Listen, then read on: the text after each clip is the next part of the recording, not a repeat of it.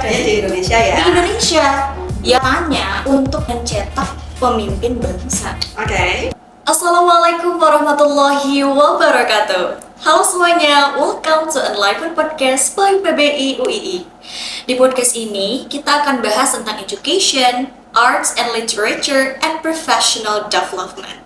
Ketemu lagi bersama saya Eka Rahmawati selaku host hari ini yang tentunya akan membawa sebuah topik yang sangat menarik dan masih panas sekali teman-teman. Dan kali ini narasumber kita spesial kita undang. Beliau adalah salah satu dosen PBI UII sekaligus Wakil Dekan Fakultas Ilmu Sosial Budaya. Beliau adalah Miss Puji Rahayu, MLST PhD. Halo, selamat siang Miss. Selamat siang Eka. Apa kabar? Alhamdulillah, luar biasa. Banyak sekali pekerjaannya ya. Betul. Gimana Miss? Udah siap kita membahas topik yang agak berat ini Miss? Berat enggak sih sebenarnya. Tergantung kita membawakannya ya. Seperti apa? Masih lebih berat Tuntutan akademik. Exactly. Betul. Masih mahasiswa tapi udah ikut campur nih. Dan kamu baru 2025 ya. Betul. Tuntutannya masih banyak. Waduh. Oke. Gimana? Miss, nih dengar nih pemerintah akan membuat 10 URI. Apa itu URI? Universitas Republik Indonesia. Berarti Ya. adanya di Indonesia ya. Di Indonesia yang katanya untuk mencetak pemimpin bangsa. Oke. Nah, apakah itu benar-benar kebutuhan pendidikan atau tanda kutip monopoli terbuka pemerintah terhadap pemikiran mahasiswa? Bisa langsung aja deh, Miss, penasaran juga nih. Oke. 10 ya Kak ya? 10. 10 itu lumayan banyak loh. Dan itu sudah pasti akan dibuka. Pasti. Like how do we know? Karena udah dipilih juga ya Miss gubernurnya. Oh my god, udah ada aku Udah ada, baca artikel sih Miss, tahu-taunya udah ada. Oh, I see. Sampai sejauh itu. I see, dari kalangan kampus kah? Kayaknya. Yang satu kayaknya dari kalangan TNI kali ya? Nah, yang satu dari kalangan kampus kan, Miss Vici dengar juga sih sebenarnya ya. Ada dengar-dengar emang dari TNI militer nih. Oke. Gitu. Kalau Eka tanya, apakah URI ini memang benar-benar kebutuhan Indonesia? Sebenarnya kita perlu melihat ekosistem pendidikan kita ya. Karena di Indonesia ini sudah banyak sekali universitas yang bagus, yang keren-keren begitu ya. Kok tiba-tiba pemerintah mau buka Universitas Republik Indonesia? Untuk apa sih? Untuk apa ya? Untuk apa sih gitu? Untuk mencetak pemimpin bangsa. Selama ini pemimpin bangsa kita kan banyak juga tercetak dari universitas-universitas yang sudah ada. Terus apakah pemimpin-pemimpin bangsa yang sudah ada yang hasil dari didikan universitas-universitas non-URI itu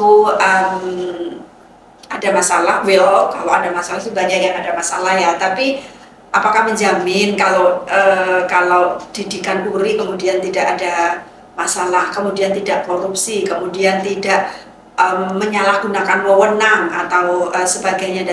Jadi menurut Miss PJ, antara kebutuhan mendirikan universitas baru dan memperbaiki universitas yang sudah ada, itu lebih urgent untuk memperbaiki universitas yang sudah ada, menyetarakan kualitasnya misalnya. Seperti itu. Di tengah kesenjangan fasilitas yang belum merata ya Miss ya. Exactly. Eka dari mana? Dari Sukabumi Miss. Dari Sukabumi. Kenapa ke Jogja? Karena Jogja adalah salah satu kota besar yang fasilitasnya bisa membangun juga dalam segi pendidikan dan strategis Miss. Oke. Gitu. Dan ini adalah kota pendidikan ya. Betul. Kenapa Jogja disebut sebagai kota pendidikan? Karena banyak mahasiswa yang dari luar pulau pergi ke sini Miss. Dan banyak universitas di Jogja. Dan seperti UII misalnya, itu kan termasuk universitas tertua yang didirikan oleh orang Indonesia. UI memang sudah lebih duluan, tapi UI itu yang mendirikan adalah pemerintah Belanda kalau tidak keliru, gitu. Jadi banyak orang datang ke Jogja, banyak orang datang ke Jakarta, banyak orang datang ke Surabaya atau ke kota-kota besar yang lainnya. Tentu mereka ingin mendapatkan pendidikan yang lebih baik daripada di daerahnya. Jadi sebenarnya kan ini sesuatu yang apa ya, yang artinya berarti kualitas pendidikan di Indonesia itu belum merata.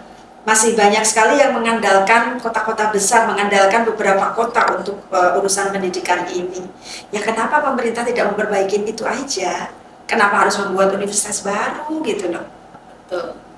Dan ada ini semacam apa ya? Semacam aji mumpung atau gimana kan ya, karena pemerintah kan memiliki segalanya ya, memiliki fasilitas, memiliki anggarannya, memiliki dananya, yang kemudian kalau mau membuat universitas baru itu gampang. Kalau universitas swasta, Eka tahu nggak proses pendirian universitas swasta itu seperti apa? Waduh, gimana Miss? Proses pendirian universitas swasta itu lama dan banyak sekali yang harus dipersiapkan. Ini tiba-tiba ada URI gitu yang kayak jatuh dari langit, tiba-tiba gubernurnya sudah di-appoint, wakil gubernurnya sudah ada. Kok gampang sekali? Ya memang ini adalah proyek strategis nasional ya.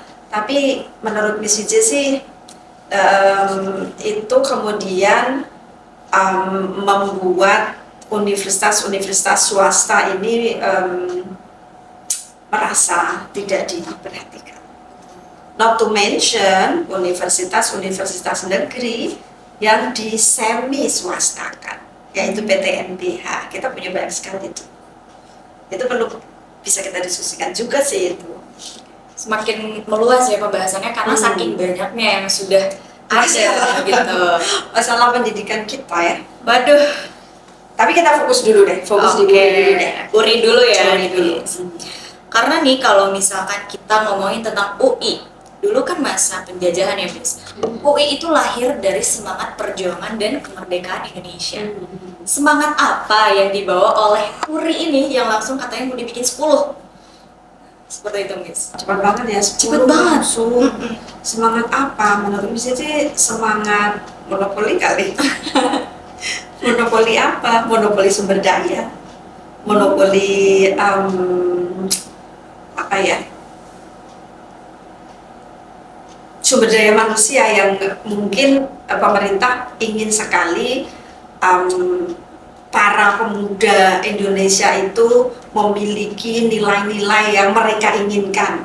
Misalnya nilai kepatuhan yang luar biasa, nilai yang sendiko dawuh misalnya, atau nilai yang mungkin seperti robot atau apa gitu. Kalau disuruh ya udah disuruh otomatis aja gitu. Automatization yang tanpa mungkin critical thinking atau apa gitu, jadi questionable. Jadi suara-suara kita ini semakin dibungkam gitu ya Miss ya? Kind of.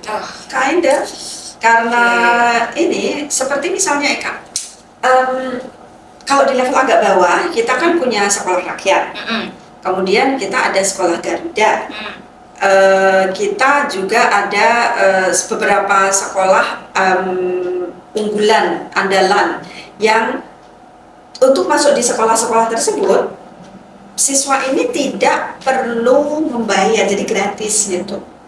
Kalau orang sudah digratisin sekolah, bisa jadi mereka tidak berani ngapa-ngapain. Well, kalau kemudian beasiswa yang diberikan itu tidak ada konsekuensi yang bisa saya bilang berbahaya terhadap eksistensi kita, nah itu nggak masalah. Tapi kalau kemudian karena sudah sekolah di sekolah rakyat, karena sudah sekolah di sekolah Garuda, maka kalian harus begini begitu, nggak boleh mengerjakan yang ini itu, ya susah kalau kayak gitu. Jadi semacam kita didoktrin untuk melakukan sesuatu gitu. Betul. Bisa jadi khawatirnya sekolah-sekolah kedinasan. Mm-mm.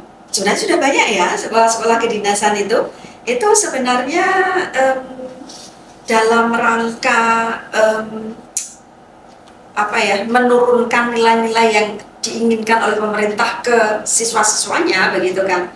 Nah ini ditambah lagi 10. Nah, nanti tambah-tambah nggak banyak yang bisa kritis terhadap kebijakan pemerintah. Betul sekali. Tidak kritis terhadap upaya-upaya ketidakadilan kepada masyarakat. Biasanya khawatir itu aja sih. Betul. Miss PJ juga sempat mention tadi bahwasanya pemerintah itu kan memang memiliki segalanya ya Miss, wewenang dan lain sebagainya, dan katanya ditambah lagi Miss, URI ini akan menjadi kontrol yang terpusat. Wow. Apakah kita ini akan menuju era di mana kampus ini bukan lagi tempat mahasiswa bertukar pikiran untuk berdebat, tapi lebih ke pelatihan birokrat atau bagaimana nih Miss? Rasa-rasanya ya. Miss Vijay kok mencium bau-bau itu ya, bau-bau untuk mengontrol sesuatu, mengontrol pola pikir, mengontrol idealisme anak-anak muda yang mungkin sebenarnya berbeda dengan yang diinginkan sama pemerintah. Kalaupun misalnya pemerintah ini baik, kemudian mengontrol supaya baik, memilih hal-hal yang baik, misalnya hal A begitu. Tapi kan hal baik itu kan nggak hanya A aja ya. Betul. Ada A, B, C, D yang semuanya baik. Tentunya anak-anak kan boleh pilih yang mana. Jangan-jangan nanti semuanya disuruh masuk ke jurusan tertentu. Misalnya semua harus jadi pegawai BUMN. Betul. Atau jangan-jangan URI itu salah satunya untuk menyiapkan pegawai Koperasi Merah Putih. Waduh. Atau mungkin malah MDG. Aduh. Nyambung lagi kayak gini ya Miss ya. Waduh. Ya begitulah. Jadi memang ini semacam ada istilahnya indoktrinasi massal ya Miss, cara tersirat mungkin ya. Dan kita merasakan itu tentunya apalagi dari SD sampai S3 katanya ya Miss ya. Wow, SD sampai S3 habis tuh. Kan Waduh. habis S3 udah nggak kuliah lagi kita. Betul. Kayak Miss Vizi udah S3 udah nggak pengen kuliah lagi. Kan mau kuliah apa lagi? S4 kan enggak. Dari SD sampai S3. Dan jumlahnya banyak Miss. Banyak Sekali. Kira-kira resikonya itu apa Miss? Itu kayak semacam pemerintah mau mewajibkan bahwa sekolah itu harus sekolah di sekolah pemerintah. Jangan-jangan malah Arahnya ke sana. jangan-jangan begitu. Sekarang 10, besok bisa ditambah lagi. Tidak menutup kemungkinan Untuk ditambah lagi. Sementara universitas-universitas swasta di Indonesia ini sekarang sedang bekerja sangat keras untuk mendapatkan mahasiswa.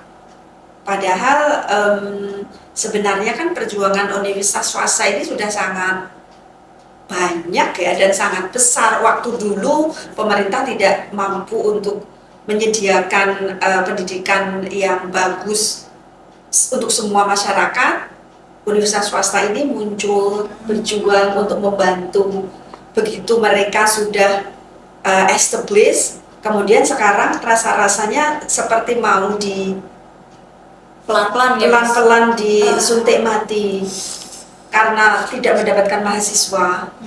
Karena apa? Karena universitas-universitas yang dibuat oleh pemerintah, yang URI lah atau kedinasan yang lain, dan universitas negeri yang di PTNBH kan, mereka kan semi swasta. Mereka harus mencari dana sendiri, meskipun tidak 100% sih, gaji tetap dibayar sama pemerintah. Konsekuensi dari mencari dana sendiri adalah upaya untuk mendapatkan mahasiswa yang banyak supaya dananya cukup. Karena Universitas PTNBH sudah mengeruk banyak mahasiswa, universitas swasta tidak mendapatkan bagian untuk bisa membantu pemerintah untuk mendidik anak-anak muda ini. Kalau Eka mungkin sempat baca ya, sudah ada banyak loh universitas swasta itu yang kolaps, yang sudah tidak beroperasi lagi. Bahkan Miss Vici dengar UII ini sudah membeli at least 2 universitas. Karena alhamdulillah UII sehat, dan mari kita selalu berdoa supaya UII tetap sehat begitu.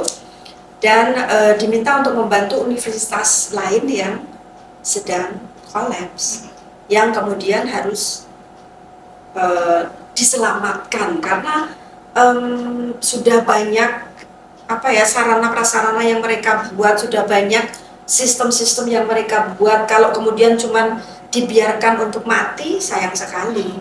Jadi yang bisa bangga sebenarnya sama UI untuk mau membeli universitas seperti itu. Tuh, sangat terasa sekali sebagai mahasiswa juga, Miss. Ternyata UI sangat luar biasa sekali perjuangan dan pengorbanannya begitu ya, Miss. Melihat dari sejarahnya juga, karena universitas swasta paling tua di Indonesia. Gitu. Kemudian Miss, kita masuk ke ranah otonomi kampus. Oke. Katanya sekarang itu rektor itu pemilihannya itu bermuara pada keputusan presiden. Bisa dengar sih itu, terutama untuk universitas PTNBH ya. Betul. Yang sekarang semakin banyak tuh. Betul. Jadi kalau tidak keliru ceritanya itu ada berapa persen begitu yang penentuan siapa yang akan jadi rektor itu ada di tangan presiden. Gitu. Bahkan ada kasus. Apa itu, Miss? Pernah ada kasus di sebuah universitas di Solo. Universitas negeri, udah jelas ya. Itu kalau misalnya nggak salah ingat, pada waktu itu sebenarnya pilihan di universitas itu sudah mengerucut ke salah satu nama rektor begitu. Tapi begitu dinaikkan ke pemerintah, itu akhirnya diganti. Jadi meskipun kalau dilihat persentase, mungkin kalau secara teoritis itu persentase pemerintah itu mungkin 30% atau berapa, tapi jadi penentu. Agak ini ya, rancu ya. Sebenarnya praktek seperti itu terjadi juga, bukan terjadi. Kebijakan seperti itu sebenarnya agak sama juga dengan universitas swasta, mungkin kayak UII misalnya. UII itu kalau pemilihan di universitas itu tidak kemudian langsung memilih satu rektor gitu, enggak. Tapi memilihnya itu 3 calon rektor. Gitu. Kemudian penentuan ketiganya itu diserahkan ke Badan Wakaf. Badan Wakaf itu yayasan milik UII ya. Dan bukan tidak seperti pemerintah ya. Alhamdulillahnya Badan Wakaf UII ini sangat memahami dinamika di kampus. Jadi once kampus sudah memilih misalnya Profesor A yang memiliki suara terbanyak, ya Badan Wakaf ya tinggal menetapkan saja. Tidak kemudian, saya nggak pengen yang A ya, saya pengen yang C. Nah, karena most likely akan berkonflik kalau seperti itu. Gitu. Sangat disayangkan sekali ya, Miss ya. Iya. Tadi juga terkait penjelasan Miss PJ ini, bagaimana jika beberapa kampus unggulan ini yang unggul ternyata memang dikuasai oleh pemerintah? Itu tuh akan menjadi akses pendidikan yang lebih merata atau malah akan menjadi kasta gitu, Miss, dalam pendidikan. Menurut Miss PJ itu gimana, Miss? Maksudnya kasta apa? Mungkin karena ada dikuasai oleh pemerintah, nanti ada golongan-golongan seperti itu, Miss. Iya. Sudah kelihatan sih sebenarnya ya. Ke situ arahnya ya Miss ya. Oke. Kelihatan sih.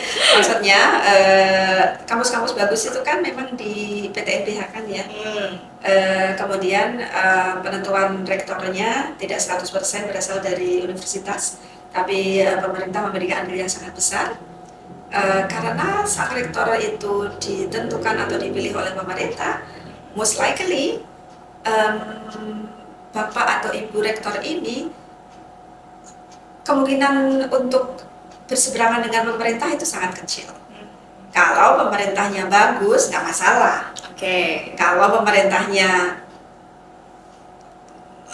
corrupted misalnya, atau kalau pemerintahnya otoritarian misalnya, membungkam ini, membungkam itu, yang kemudian kebebasan kampus jadi terbungkam karena rektornya nggak boleh misalnya sebagai contoh misalnya, kita beberapa saat kemarin kan sering mendengar bahwa sebenarnya masyarakat ini protes ke salah satu universitas terbesar di Yogyakarta karena gerakan mahasiswanya tidak aktif ketika masyarakat sebenarnya membutuhkan si mahasiswa ini bergerak untuk melakukan aktivisme pembelaan ke masyarakat. Tapi banyak yang kemudian dilarang, itu yang saya dengar ya, kenyataannya kita bisa tanyakan.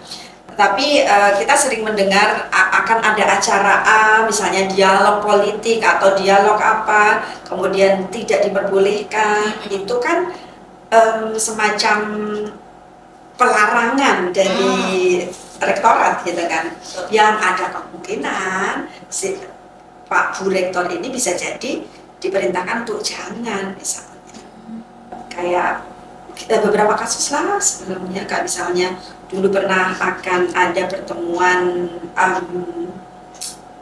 dengan Anies Baswedan tapi tidak boleh, dan yang lain-lainnya gitu. Karena sudah ada kasus-kasus yang sebelumnya ya Miss ya. Tapi alhamdulillah ini mahasiswanya itu sangat kuat dan mendobrak mungkin kalau rektornya melarang ya, tapi sekarang sudah bergairah lagi aktivisme untuk membela rakyat ini. Yang kalau di UII mah Pak Rektornya silahkan. Kayak Miss Wijaya juga, ada demo, ngapain ke kuliah? Gila demo. Sangat support ya Miss ya kepada aktivis mahasiswa untuk mengekspresikan pendapatnya dan lain sebagainya, menyuarakan ya isi hatinya begitu. Membela rakyat sih. Nah, betul sekali, setuju Miss. Tapi kalau ada uri-uri itu nanti mahasiswanya kayak mana ya? Nah, pertanyaan juga sih Miss itu ya. Kira-kira bagaimana ya teman-teman di rumah bisa membayangkan dari topik kita hari ini? Kalau kalian jadi mahasiswa URI, gimana tuh? Coba bayangkan, refleksikan, renungkan gimana gambarannya. Nah kemudian karena tadi pemerintah kan punya wewenang, punya kontrol terpusat, menguasai dan lain sebagainya, itu kerap sekali arahnya mendorong kepada dosen dan mahasiswa ini untuk patuh ya Miss, untuk patuh dan juga tunduk terhadap segala macam wewenang yang diperintahkan oleh pemerintah. Nah bagaimana Miss sebagai Gen Z kita nih supaya kita lebih kritis lagi terhadap pemerintah? Sebenarnya sih Kak Miss Wijaya yakin kalau teman-teman Gen Z, teman-teman Gen Z masih pantas jadi teman. Iya, nggak beda jauh kok Miss. Tingginya maksudnya. Teman-teman Gen Z ini kan suka memiliki agensi yang kuat gitu kan ya. Kalau seharusnya sih kalau cuman disuruh-suruh template base bla bla bla sih tidak ini ya, jangan maulah gitu. Karena apa? Karena dunia nyata ini tidak template base. Dunia nyata ini memerlukan inovasi-inovasi, memerlukan kemampuan critical thinking yang besar, dan juga kalian sebagai Gen Z, kalian harus punya agency. Kayak ini saya adalah orang yang memiliki keyakinan ini, keyakinan itu yang ingin saya aktualisasikan misalnya. Kalau dikontrol sangat kuat sekali kan bisa hilang. Bahkan kalau Eka merefleksikan mata kuliah di PBI UII misalnya, kan kebebasan untuk memiliki pendapat lain dibandingkan pendapat lain dengan dosennya itu kan tetap dipelihara juga ya. Iya betul, Miss. Karena pendidikan atau pengajaran atau apalah itu namanya, itu kan bukan sekedar transferring knowledge, tapi cultivating the critical thinking of the students, and also supporting students innovation agency dan etc. Jadi bukan hanya sebatas mengajar transfer ilmu gitu enggak ya, Miss? Karena kita harus support juga emotionally, secara merangkulnya bagaimana, begitu, pemikiran mahasiswa, ide-idenya, cara mengekspresikannya bagaimana, begitu ya. Iya, dan jangan mau kalau jangan mau. Oke. Jangan mau kalau dikontrol 100%. Jangan mau kalau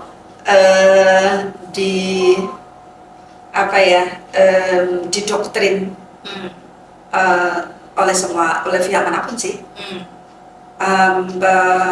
Carilah kebenaran dengan cara kalian. Betul. Setuju, Miss, 100%. Dengan cara kalian.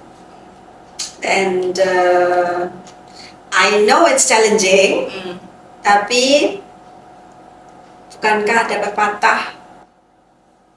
Apa sih pepatahnya kan? Apa, Miss? Aduh, apa nih pepatahnya? Pepatahnya itu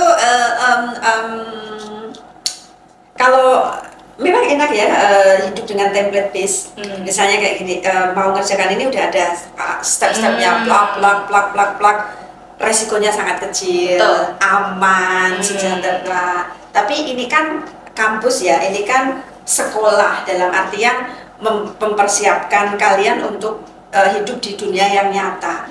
Dan dunia nyata itu tidak halus mulus tanpa gangguan gitu. Jadi alamilah gangguan apa ya, tantangan, challenge itu karena challenge itu yang akan membuat kalian menjadi dewasa dan siap menghadapi dunia nyata. Karena tidak ada laut yang tenang yang menghasilkan pelaut atau nelayan yang takut. Setuju, Miss. Semakin banyak ombaknya, badainya semakin kuat, pelautnya akan semakin hebat ya, Miss. Semakin skillful. Begitupun mahasiswa. Jadi kalau mahasiswa dikontrol, mahasiswa didoktrin, gimana ya? Gitu. Potensinya nggak akan keluar ya, Miss ya? Exactly. Kayak ya seperti robot ya, kemudian mengerjakan apa yang diinginkan, saja. Setuju, Miss. So sad banget. Oke, tidak terasa kalau misalkan ngomongin ini tuh, kalau diomongin 10 jam tuh nggak akan selesai ya, Miss ya? Nah, kita nongkrong aja lah. Iya. Okay. Sebenarnya podcastnya nongkrong aja kali ya. Ini sambil ini juga, betul. Karena pembahasannya juga masih sangat panas ya, teman-teman. Sangat panjang juga. Gimana sih? URI 10. Sementara sementara universitas swasta itu mau didirikan itu sulitnya bukan main. Harus ada studi kelayakan, harus pasti ada mahasiswanya, harus pasti secara sumber daya, sumber dananya siap. Oh ya, memang kalau pemerintah sih semuanya punya ya. Sumber dana punya, pajak dari masyarakat banyak banget. Terus calon mahasiswa ya asal didanai mestilah ikut, ya kan?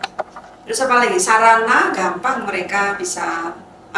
Kita pemerintah itu kan kita ya, karena mereka adalah pelayan kita. Kita punya tanah banyak, untuk bangun juga gampang, gitu ya. Jadi ya memang seperti itu. Tapi menurut sih lebih baik membenahi universitas-universitas yang sudah ada, sejajarkan kualitasnya supaya teman-teman mahasiswa ini tidak selalu harus ke kota-kota besar untuk belajar, stay di kotanya sambil bersama-sama dengan orang tua, keluarga, membangun masyarakat di sana gitu. Karena kualitas pendidikannya udah sama rata ya, nggak usah jauh-jauh. Jadi yang diharapkan ya, guys. Kalau Jogja harapannya sih seperti itu, kayak misalnya Eka ke Jogja, kan jadi meninggalkan masyarakat betul, di Sukabumi, anak rantau nih. Ya? Iya betul. Di Sukabumi itu kesempatan untuk misalnya belajar bermasyarakat di Sukabumi menjadi berkurang. Jadi please pemerintah perbaikin aja universitas yang sudah ada dengan kebijakan yang oke, dengan subsidi-subsidi yang oke, gitu.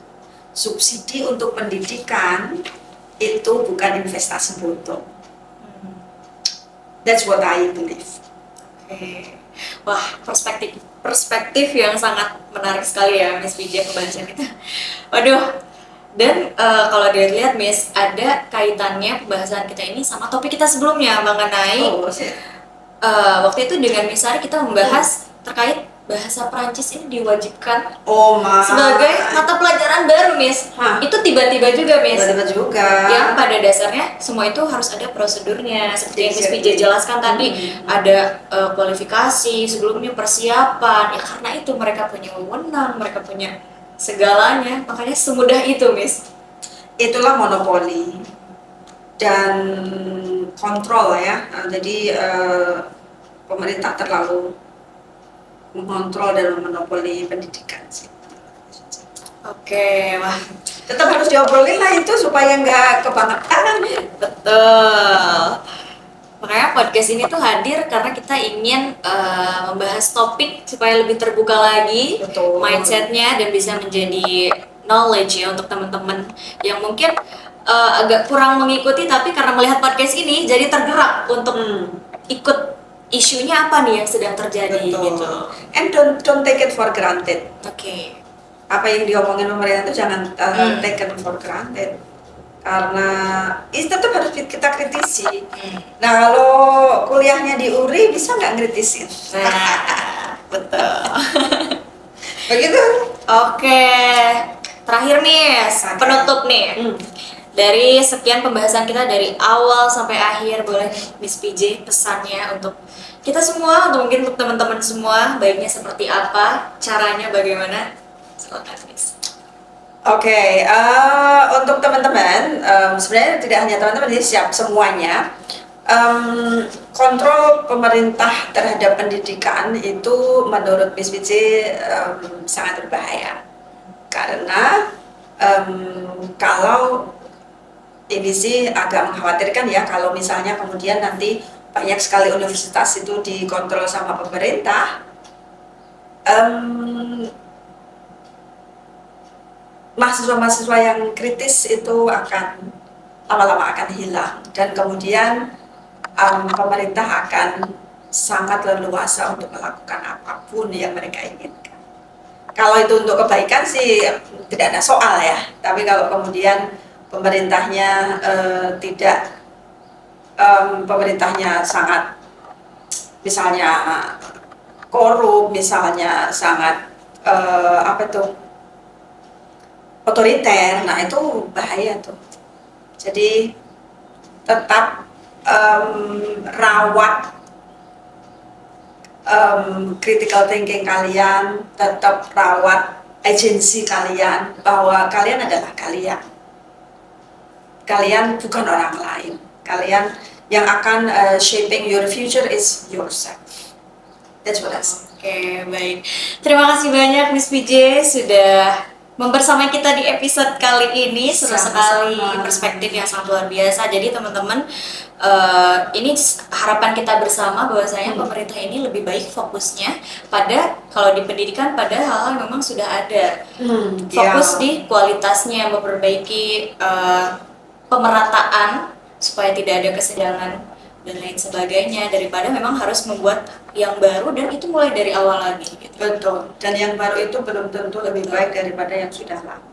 Betul, itu kata-kata hari ini ya, boleh dicatat teman-teman. Oke, terima kasih banyak sekali lagi Miss PJ Sama-sama. atas kehadirannya hari ini. Oke teman-teman, sudah berakhir waktu kita karena sudah habis waktunya untuk menemani teman-teman semua, dan tentunya kita akan kembali di episode-episode selanjutnya dengan topik-topik yang jauh lebih menarik dan juga panas untuk dibahas ya. Oke, terima kasih banyak. Saya Eka Rahmawati sebagai host hari ini dan juga Miss PJ. Kami pamit undur diri. Terima kasih. Wassalamualaikum warahmatullahi wabarakatuh.